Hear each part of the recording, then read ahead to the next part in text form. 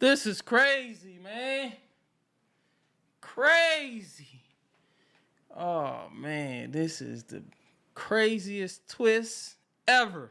Yo, it's Terry. What's up, YouTube? We are back again with another reaction video. We're going to be watching a Mr. Ballin video today.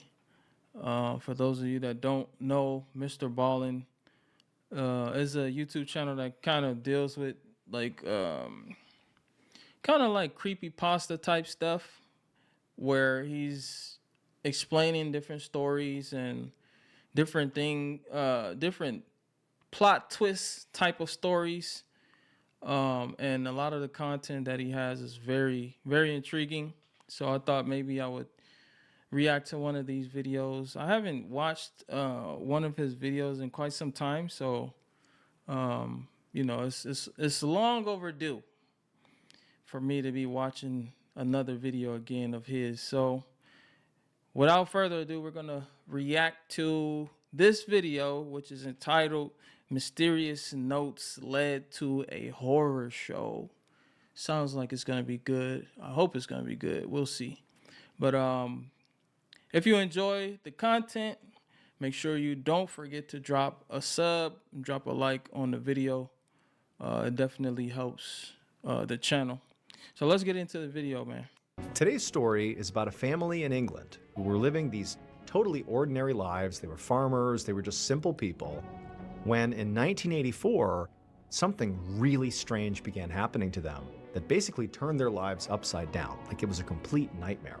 In fact, in many ways, it was almost like they were living the plot of a crazy detective novel, except it was real. But before we get into today's story, if you're a fan of the strange, dark, and mysterious delivered in story format, then you've come to the right place, because that's all we do, and we upload 2, 3, even 4 times every week. So if that's of interest to you, please buy the like button a dozen jelly donuts. But don't tell them you've secretly removed all the jelly. Also, please subscribe to our channel and turn on all notifications so you don't miss any of our weekly uploads. Okay, let's get into today's story.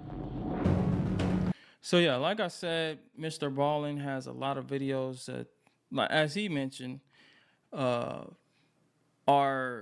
revolving around the strange, dark, and mysterious. And the strange, dark, and mysterious is something that I like to watch, something that I like to enjoy. It's not every day that you get the strange, dark, and mysterious. So, to hear different stories about things that you never thought would happen, it, you know, it's fun, basically. Trying to find the words, man. I can't find the words today.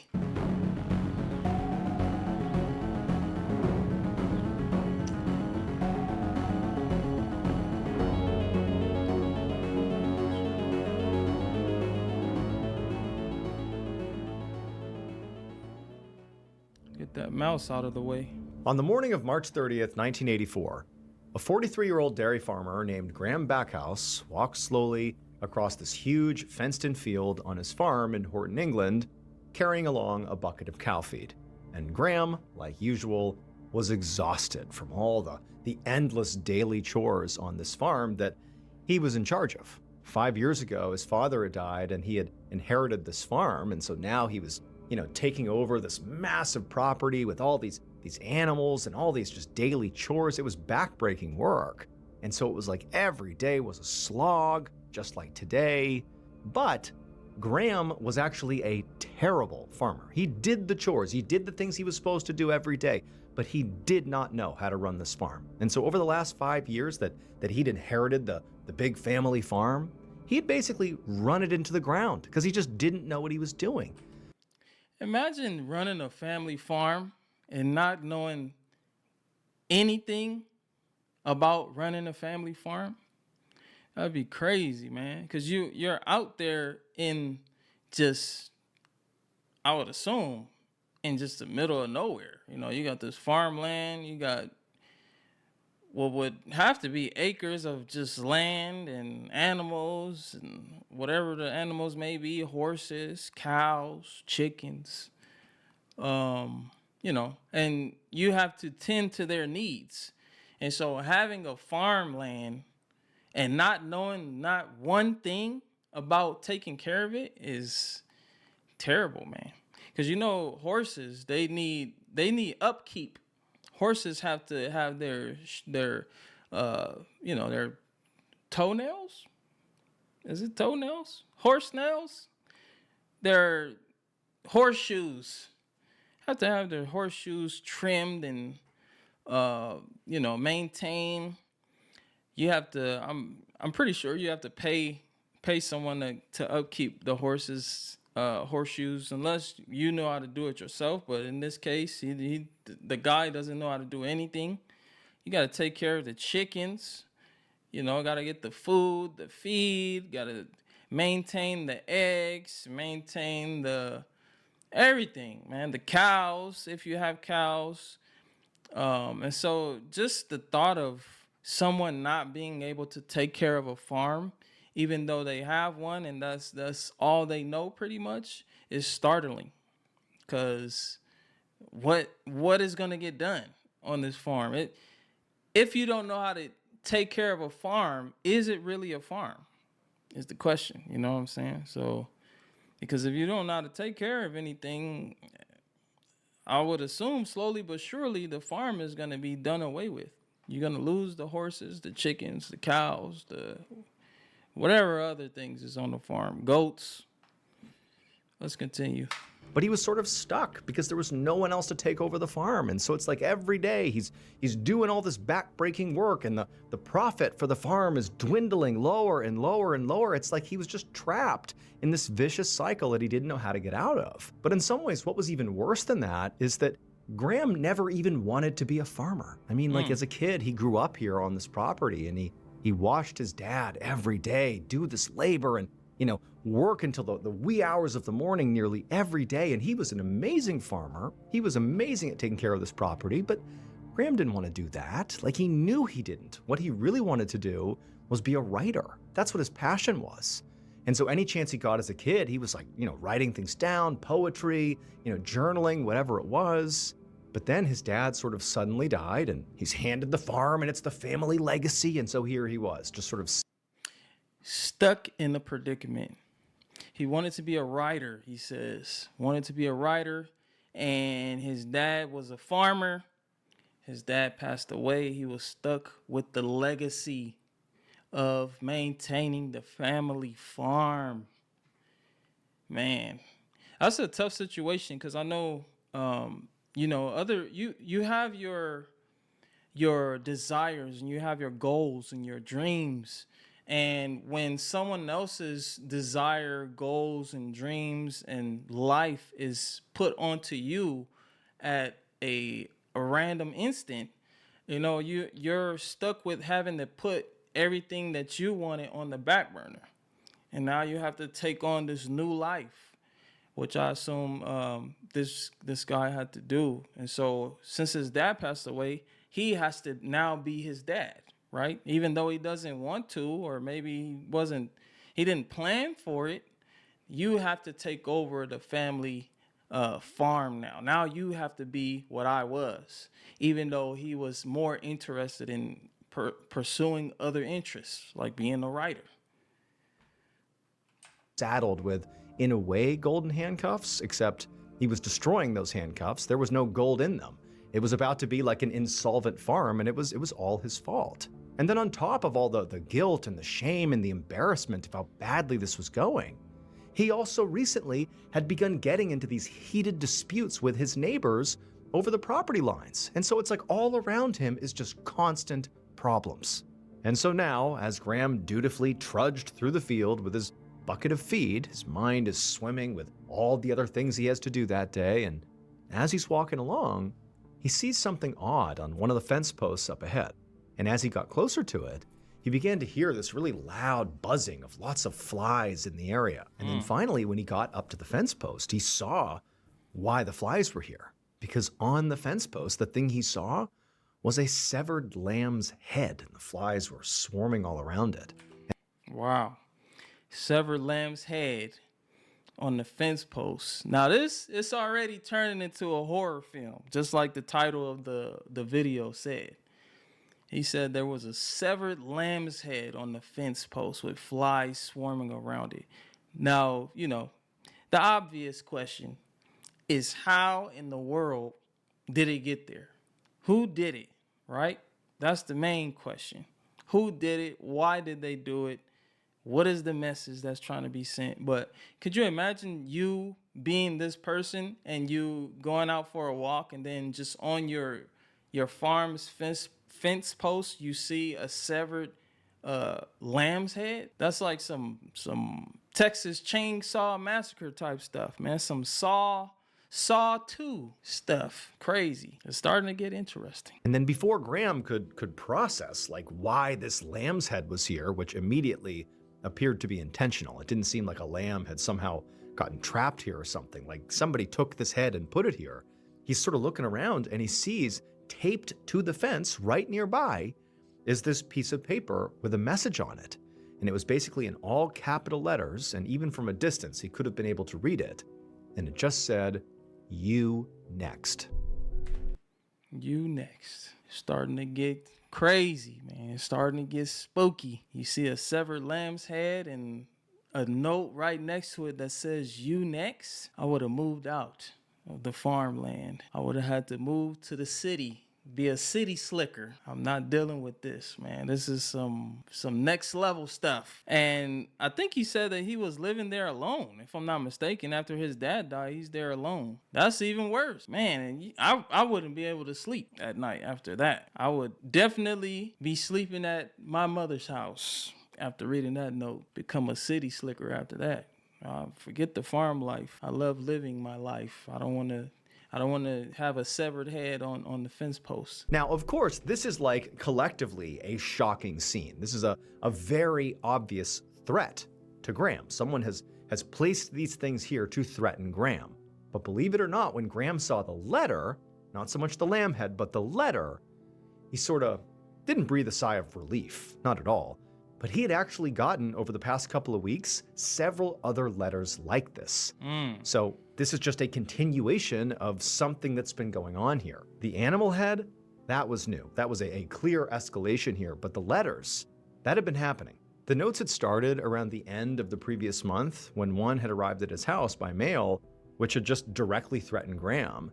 And then he and his wife had gotten even more messages after that. And Okay, so he mentioned his wife. So he is staying with his wife. But the rationality, you get a message like that or multiple messages like that, and you don't leave, you don't do anything, I would assume he contacted the authorities, but he didn't mention it yet, if he did that or not.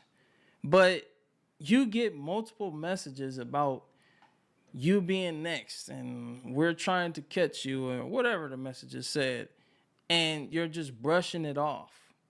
And he said that the severed lamb's head was new. It was an escalation to the prior notes that have been sent. Now, it's just getting too real now. I don't understand what's going on, why the guy hasn't left the farm home, why he doesn't have something to catch who's doing it, right? Webcams or something, man. You got to catch this guy. I don't want to be living in fear and not getting sleep because of these notes. Plus, he's losing livestock now. His livestock is being threatened. all of them were threatening to hurt Graham and also his family. Now, Graham had gone to the police and told them, and they had said, "Do you know anyone that might want to hurt you guys? Do you have any enemies or anything?" And Graham, he wanted to say, "Oh no, definitely not," but realistically, he knew probably over the course of his life in this small town, I mean, Horton is like this really small village, there's a good chance that he might have made some people mad somewhere along the lines. He wasn't perfect.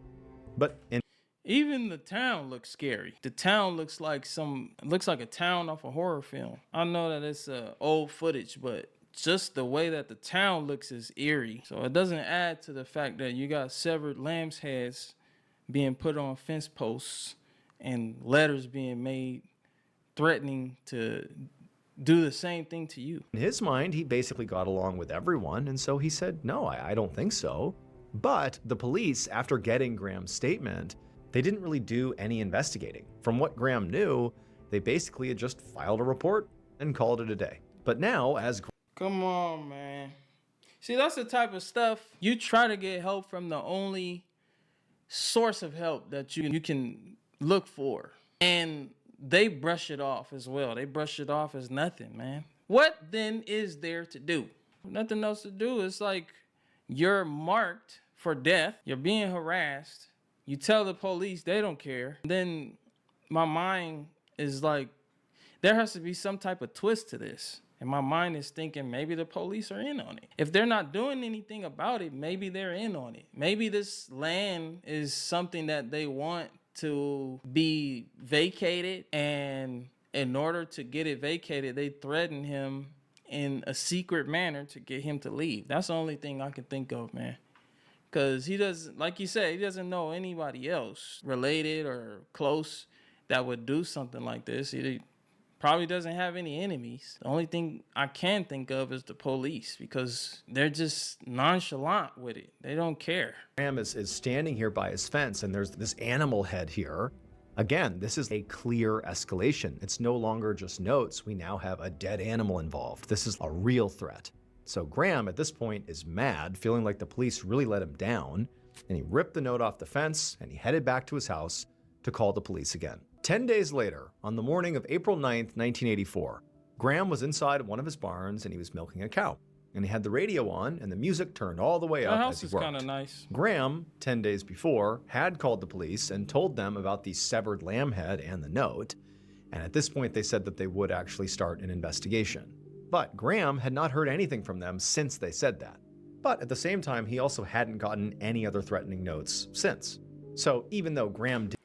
So you see my logic. You see my logic, right? He put in, he filed a report with the police, and he wanted to do an investigation. As soon as the investigation started, everything else that's bothering him stopped. So as the police investigates, nothing happens. I'm not saying that it is the police, but I'm leaning toward maybe they have something to do with it. You try to get them to help, and they just brush things off. And then, when you push and push more and try to get investigations going, then everything stops.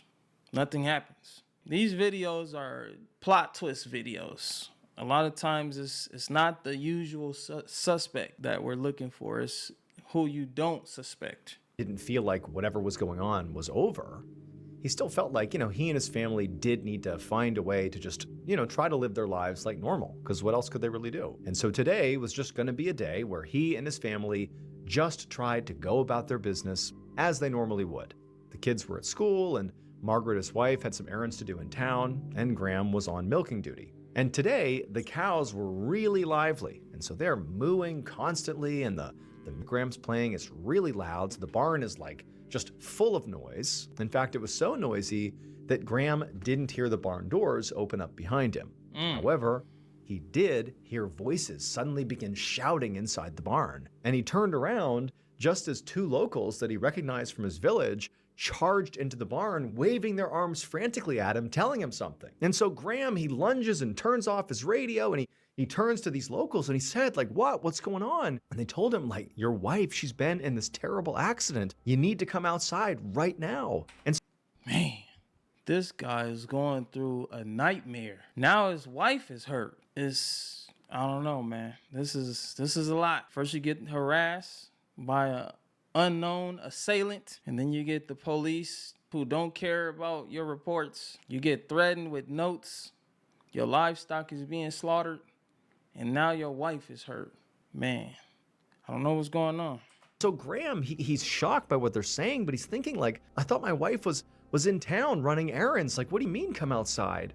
And so he jumps up and he runs with the locals outside, and he looks towards his house, and he sees there's all this smoke curling up into the air. And so Graham sprints to his house. He runs around to the backside where the driveway is, where the smoke appears to be coming from. And as he turns the corner, he sees his car, and it's damaged in some way, and the smoke is definitely coming off the car. And he turns the corner fully, and he looks onto his front yard, and there, laying there in a bloody heap, is his wife. Oh, and so Graham, he's just so shocked for a second, he's paralyzed. Come on, and then he man. turns and he screams at the other two, the locals who had just told him about the accident. He yells for them to call the police, and then he runs for his wife. Injured by a car bomb. A farmer's wife was seriously injured today when a device exploded in her family car. Wow. So now you got people putting bombs in your car? Man, imagine. They probably was trying to set him up with the bomb, but it just so happened that his wife had took the car. But still, somebody is attacking this family full force. They're on 100. It's just, I don't know. It's crazy, man. It's so many things happening to this person, and with nothing to show for it. Like, what's the purpose? What is the ultimate goal of all of these things that are happening to this guy? The only thing I can think of is that somebody has to be in on it. It's either the town people or the police. Who makes bombs? Who makes a bomb and then plants the bomb inside of a car, severs lamb heads and puts it on fences, writes notes, and the notes didn't really make sense. Some of the notes that he showed up there didn't really make sense. Some of the words looked like they were spelled wrong. I don't know. It's just crazy, man. It's crazy. So far, this story is insane. About 20 minutes later, Graham stood by his front steps with a police officer while a team of paramedics loaded his wife into an ambulance. Amazingly, despite her horrible injuries, especially to her legs, she was still alive. But Graham couldn't actually go with her to the hospital right now because he had to give a statement to the officer. Because it would turn out there had been a bomb underneath one of the car seats in the car Graham's wife was driving that had detonated, and it nearly killed his wife. And so now they needed to figure out how the heck this happened. And so Graham needed to give a statement while the bomb squad, which was swarming his property, looked everywhere to make sure there weren't more bombs here. And so, of course, like, Graham at this point is she's so worried about his wife. He doesn't really know the state of her injuries. You know, she's just kind of whisked away and he wasn't allowed to go with her.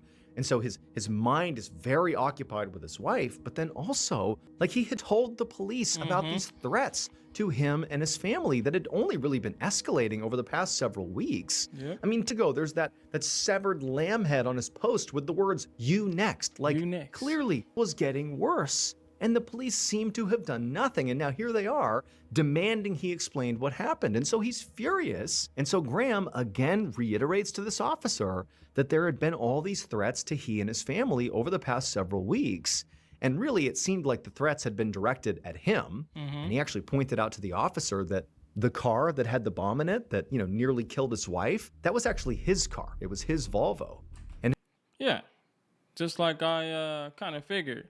They were after him. It just so happened that his wife took the car. And you can hear, as he's mentioning, the police are kind of just not really involved, right? They're not really involved in what's going on.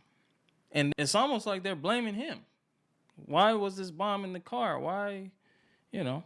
And he's like, we're the victims. And you guys, seems like you guys don't want to help us. his wife never drove that car. The only reason she was driving it today is because her car had an ignition issue. So this was like anomalous that she was in the car. And so obviously the bomb was intended for him.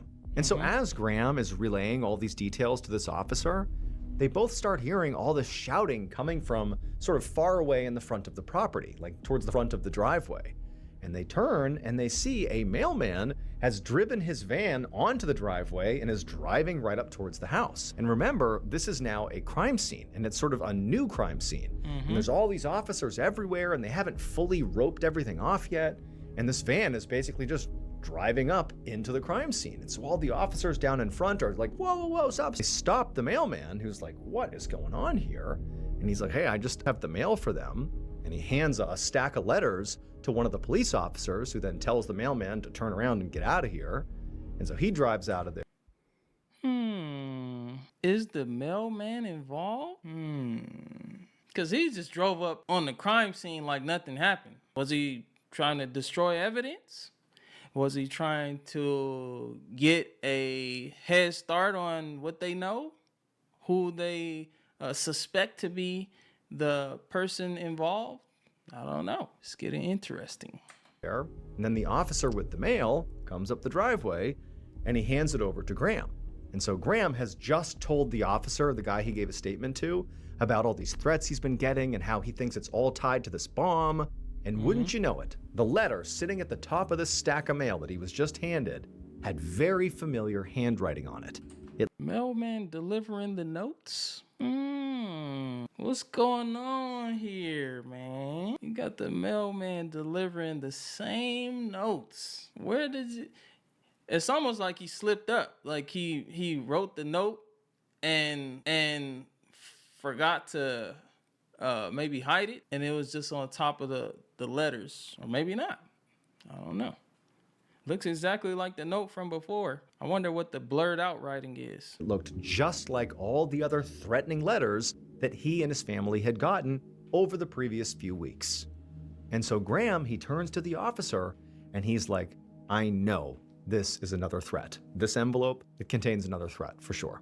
And the officer, he's like, do not open it. We're going to take that. It's now evidence. 15 days later, on April 24th, Graham left his house and began walking down the road. And the fresh air was really helpful to Graham because right now he was feeling very anxious. Margaret miraculously had survived, but she was still in the hospital. She was still getting surgeries because, you know, the bomb had done quite a bit of damage to particularly her lower half. There was all this shrapnel that had been embedded in her legs and her hips, and so she'd be there for quite some time. As for the children, I mean, they were not affected directly by the bomb, but of course they were, you know, so upset because their mom's been hurt and they're scared because of all these threats. Like, is there... So he actually does have children with him. I thought it was just him alone, and then he mentioned the wife, and now he's mentioning children. So that's gotta be scary, man, to have your family under attack. You got kids that need to be protected, and you know, there's people playing around the house, threatening you with notes and all kinds of stuff. Man, going to be another attack? Like, it was awful for them. And so Graham, you know, did his best to be strong for them, but it just didn't make sense to have them at the home with him. I mean, it was dangerous. They were scared all the time. So he had sent them to stay with his mother, basically to keep them safe and keep them calm and sort of away from him until this whole thing sort of blew over, or whatever this was, until it ended. And so Graham is just stuck at this farm by himself, you know, basically spiraling 24/7. Like, he hates being here. He's always hated this farm. He resented the fact that he had to look after it, and it was just going so badly. And now it's like he has an actual, like, active threat against him and his family, and his wife's almost been killed. Like, life is just, it couldn't be worse right now. And then on top of that, you know, the police were clearly investigating what happened here and investigating these threats. But so far, Graham had not gotten any answers. Now, immediately following the bombing, for like the few days that followed, the police gave Graham and his family around-the-clock physical protection because, again, there's like this active threat out there. But after a few days, when nothing else happened, and, you know, it was really, you know, taxing the police to be constantly monitoring this family, they throttled that back and instead just gave Graham a panic button that he could press in case he or his family had some emergency at the property. And so the police are gone, and Graham just has this panic button. His wife's at the hospital, his kids are away, and he's just, again, stuck at this farm. And he's just so upset. He's so stressed out. And in this place, this mental place he's in, where he's just wondering what's going to happen in the future, he began to think about who really would want to do this to him. Who could he really fixate on that would want to cause he and his family harm? you know, he mentioned the panic button. And honestly, this whole situation has been a panic button, you know? It's like I've been letting the police know time and time again what's going on at my farm. They brush it off. They come and investigate. They don't find anything. And then the next time something happens, it's just a rinse and repeat. So it's always been a panic button. And for them to say, we're going to give you a panic button, what exactly is that going to accomplish? You know what I'm saying? It's like he's been using the panic button this whole time, and nothing is coming out of it. That's why I think they have something to do with it, because every time something happens and they come to check it out, nothing. They don't find anything.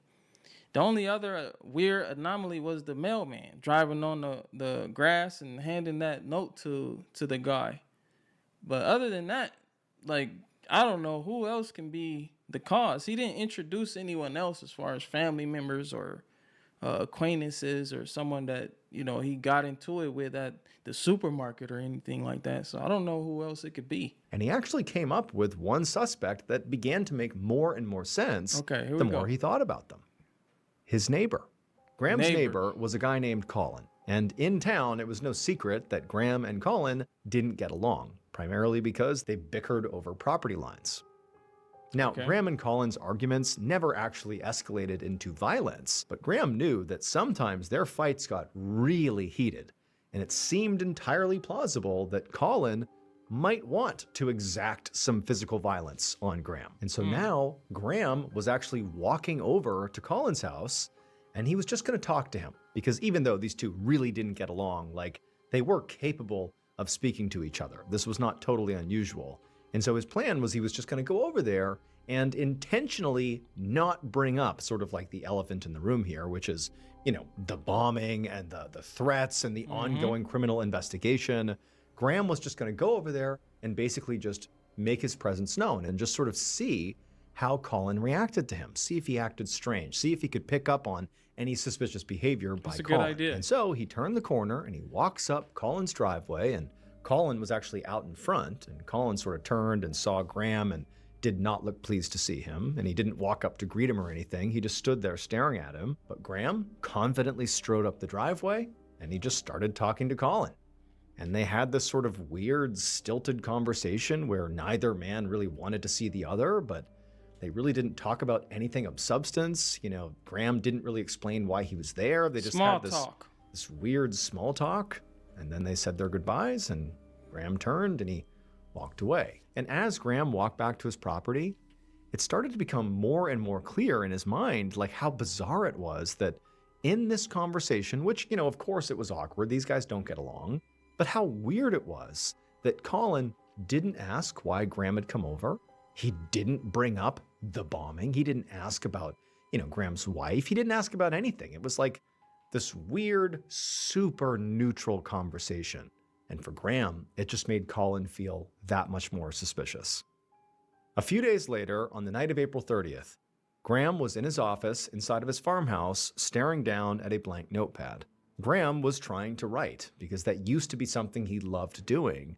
But, you know, tonight he just couldn't be creative. I mean, no arrests had been made in this case. His wife was still at the hospital. His kids are still out with his mom. You know, no progress has been made on this case. Like, he still feels like there's this imminent threat out there. And also, the police had very recently interviewed Colin and nothing came of it. So it just sort of seemed like nothing was going on, but all the problems he had were still very much there. And so as Graham... You know, the neighbor is someone who I would consider suspect number one, but I don't know. Like, he gets introduced at the end of the story, kind of, and you know, you can kind of think about and consider why he would be a person of interest, because of course they didn't get along. He's right next door, right? So he has the time to walk over or run over and what have you, and do these crazy things to get the attention of the guy, right? But I don't know, man. I don't know. Let's just keep going. Is sitting there feeling terrible. He hears this loud, sudden knocking on his front door.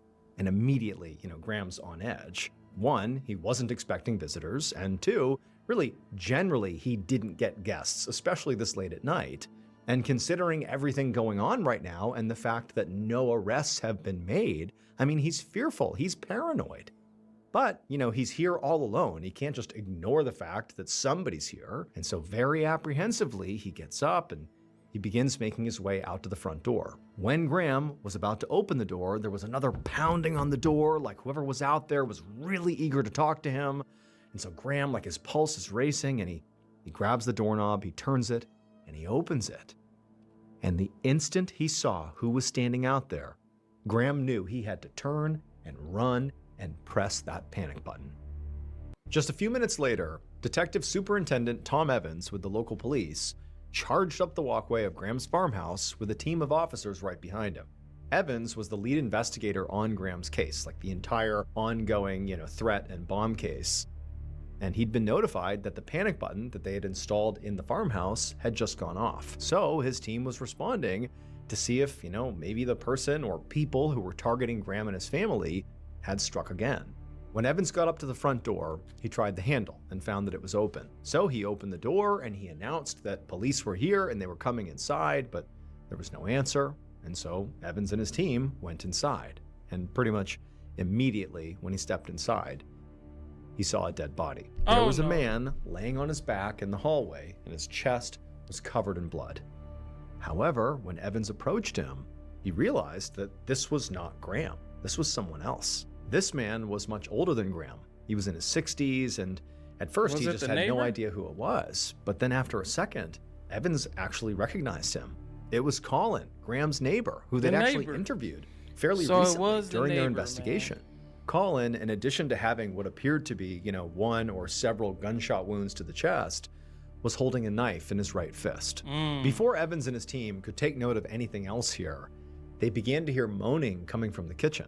So Evans told a few of his officers to stay with the body, and then Evans and another officer slowly made their way, guns drawn, into the kitchen to see what was going on. And when they turned the corner and looked into the kitchen, it was a bloody mess. There was blood really on everything, chairs, tables overturned. And then maybe the neighbor was able to get a few stabs in.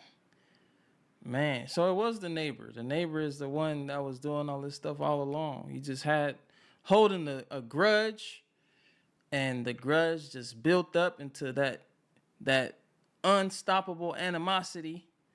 And he decided to take matters into his own hands. After all the notes that he sent, all of the severed heads, he decided to act on his intuition.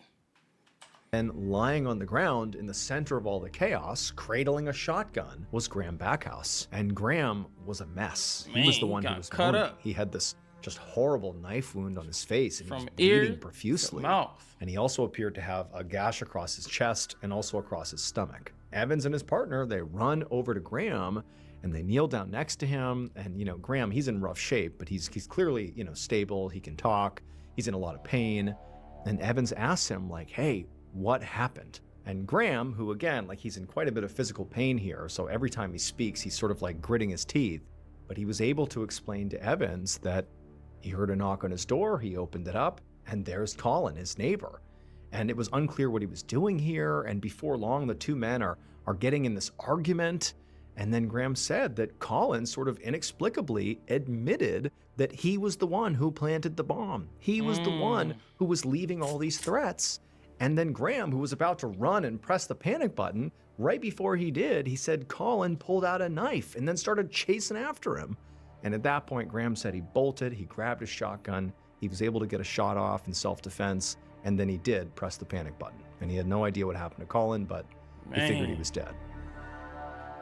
Crazy, man. Crazy story, man. The paramedics eventually arrived, and it was determined that Graham's injuries were serious, but he would survive. However, he was still ushered out into an ambulance and brought to the hospital. And then after Graham was gone, the police once again roped off the farmhouse and began processing the scene, taking pictures of everything and collecting evidence. And then after they were done doing that, the police also went next door to Colin's property and roped that off and searched that as well to look for evidence. And they discovered under some leaves on his property was actually a piece of pipe that exactly matched the bomb that was used to blow up the car that nearly killed Margaret. So at this point, it seemed extremely likely that Colin really was the bomber. But over the next few days, as Evans and his team analyzed all the other forensics and items and photographs that they'd collected, they noticed something strange. And then they found another new piece of evidence that actually was even more damning and far more significant than that pipe that was found on Colin's property. This new evidence was just a very mundane, everyday object. However, this object told Evans that he and his team had gotten this entire case completely wrong. What? See, man, you see the plot twist? We are focused on the neighbor. The neighbor did it. He even presented the knife to finish the job. And now he says the whole case is wrong? What is going on? Really going on here was like nothing Evans had ever experienced in his entire nearly 30-year law enforcement career. In fact, what was happening here was closer to something out of a detective novel. So Graham Backhouse really did love to write, and he had dreamed of being a writer. Specifically, he actually had wanted to write detective stories. And in some ways, over the last few weeks during all this madness, he'd sort of done exactly that. Using his spiral notepad, he'd concocted a very over-the-top, exciting narrative full of twists and turns and intrigue and murder. Except the thriller that Graham was putting together, this detective story, was not all fiction. In fact, most of it was very, very real. It would turn out the threatening notes, the severed lamb's head, Don't tell the me he bomb wrote all that of nearly that stuff. killed his wife, And he all did of it. those were Graham's ideas. The farm, because of Graham, was in a lot of debt. So Graham took out a series of life insurance policies on his wife and then planned to murder her with a bomb that he made. But before he did that, he wrote and planted a whole bunch of threatening notes around the property, and he mailed to himself. That way, police would think there was like this maniac on the loose that was after his family, and that Graham was nothing more than a victim. However, Margaret didn't die from the bomb, and Graham panicked. He worried that police would eventually realize it was him who planted the bomb, and so he decided he would frame his neighbor, Colin, as the fall guy, since it was widely known in the village that they didn't get along. Except, while Graham had managed to create a new twist, an outrageous turn in the storyline, unfortunately, he was just as terrible at covering up his crime as he was at farming. Colin's murder scene had a whole bunch of evidence that clearly proved Graham had set the whole thing up. The blood spatter was completely off, and Graham had no defensive wounds. But the big clue that led the police to actually arresting Graham was his own spiral notepad. They'd found the note. This is crazy, man. Crazy. Oh, man. This is the craziest twist ever.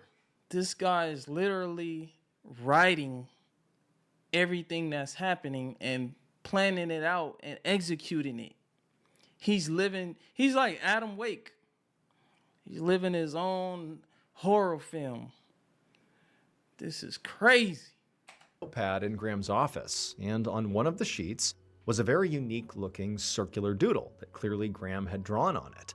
And when he drew this doodle, the pen had made an impression on the sheets underneath it. And Graham had used some of those sheets underneath the doodle after he had done the doodle to write those threatening notes. And so the police, they had those notes because, Graham had been turning them over as evidence of this maniac. And they had previously noticed that on these notes, in addition to the letters, there appeared to be like an imprint on the piece of paper that was like a very unique doodle. Wow. And now they were staring at the original doodle on his notepad. And so that allowed them to directly link the threatening notes right back to Graham. Graham Backhouse was found guilty of murder and attempted murder and given 2 life sentences. He would die in prison of a heart attack in 1994. Wow. That's crazy. Thank you so much for watching. Oh, man, that was crazy, man. Amazing story. Man, that's crazy. I would have never thought, man. I thought it was the police. I thought it was the neighbor. And it happened to be himself. So he was the person that put the severed lamb's head on the gate and just wrote a note about it. That's crazy. Well, that was the video, man. I appreciate you guys watching it with me. If you enjoyed the video, if you enjoyed the content, make sure you slap a like on the video and subscribe to the channel. There will be more coming soon. And every like and subscribe helps the channel out greatly. I appreciate you guys watching. We will see you in the next video.